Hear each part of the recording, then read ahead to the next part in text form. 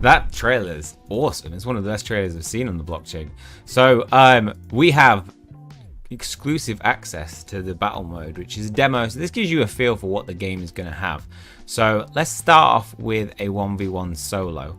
So you're going to have a selection of tanks that these will be NFTs that you can of course purchase when the sales start to go out, and they will have different stats. So we've got attack, we've got I think health, and we've got percentage of crit rate being 6%, and then we've got 14 being the speed at which it can attack. All tanks have two abilities, both an offensive one and a defensive one. So nicely listed in all these, you can see what they could do, but there's a comprehensive list that they have that tells you every single ability that we can look at in a bit. But this one inflicts damage to the target and restores 40% of its own HP. That's pretty good. Little vampire there. Heavy armor, the percentage of damage taken is reduced by 70%.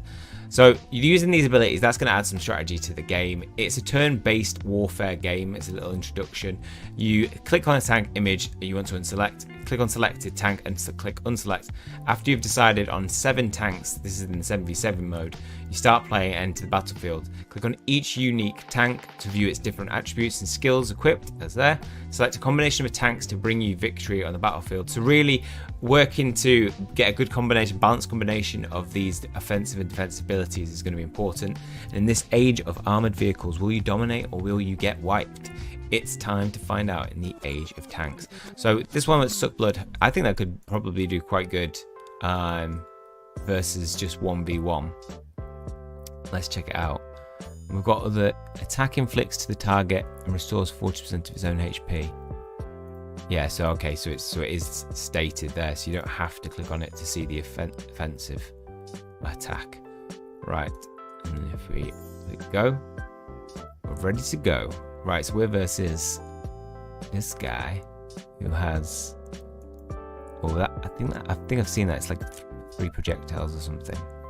So this is what we're going to see in the turn-based content. So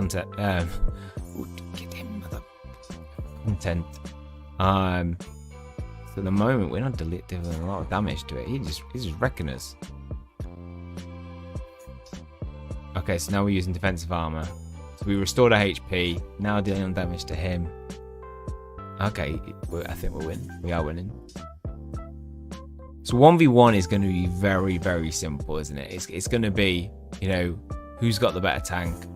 It is going to be matching your abilities with other people's abilities. So my leech just means I can just constantly heal myself, and he can't. So he's I don't know what that does. It missed.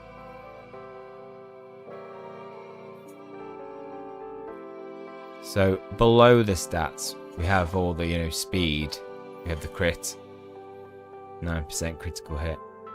So he only had a 5%, but had more speed, 30%. So 1v1, it's going to be very simple. Who's got the best tank, really? But then it's going to get a lot more complex when it becomes 7v7, because you're going to want a balanced lot of special attributes.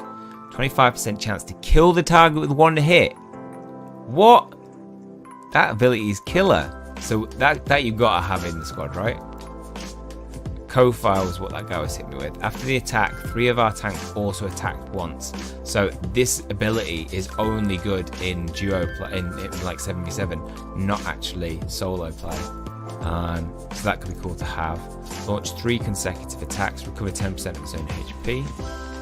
After hitting the opponent's tank, our other tanks will only attack the same in any tank until the opponent is destroyed.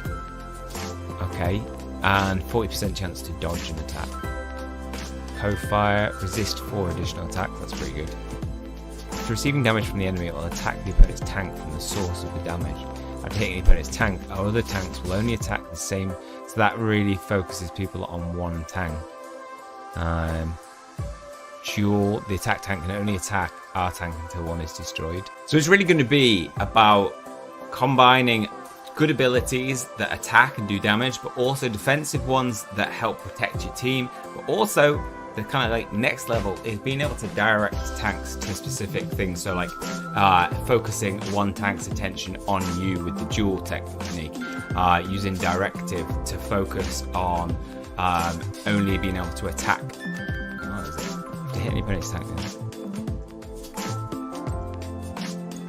So the game's going to really... So 7v7 is going to become a lot more complex. It's going to be a combination of using good defensive abilities to keep your tanks alive, then also using skills like Empire Directive to direct people's attack towards one tank that might be, might have superior health, might have an ability that makes it, repair quickly, have the dodge chance so that actually those attacks miss.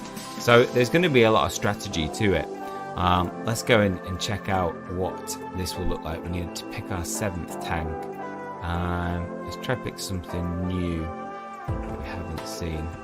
Bump. Deal 2 times attack damage to the enemy. Okay, let's do that. Yeah,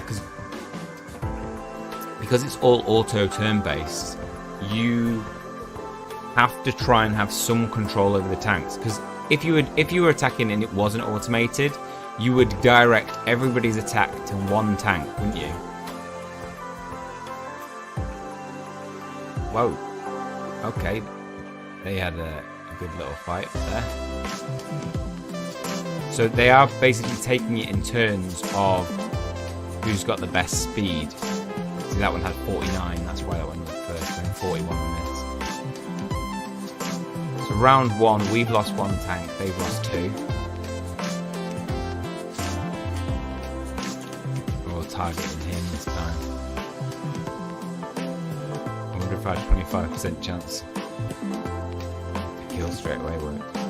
Right, he's got a holy shield. That'll protect him from attacks for 5 turns. Miss. Let's go, we're about to lose our 2nd tank.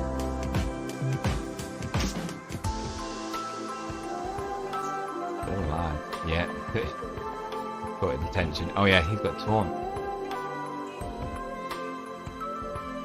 We can just pull away from this guy. This guy's dead now. We've got 2 tanks. I mean, they've got 2 tanks left, and we've got only 2 tanks dead.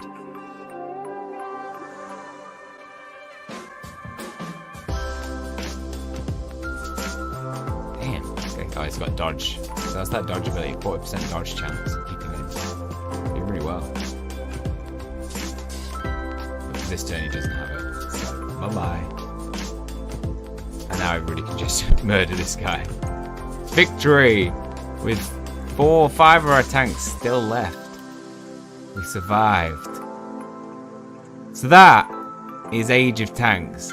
And compared to a lot of the battlers that we have at the moment, I think it's definitely like advanced in the fact that it's 3D. I like the fact that it's turn-based and you can't select, and that you have to really use your skills to be able to make sure that you direct attacks onto certain tanks. Because yeah, if you want to keep a tank alive, you need to direct people's attention away from that so it can keep delivering damage. As soon as it's dead, you've got 1 less damage being dealt every turn. So yeah, I really like the look of it. I think I'll be excited to see when the NFT sales go live.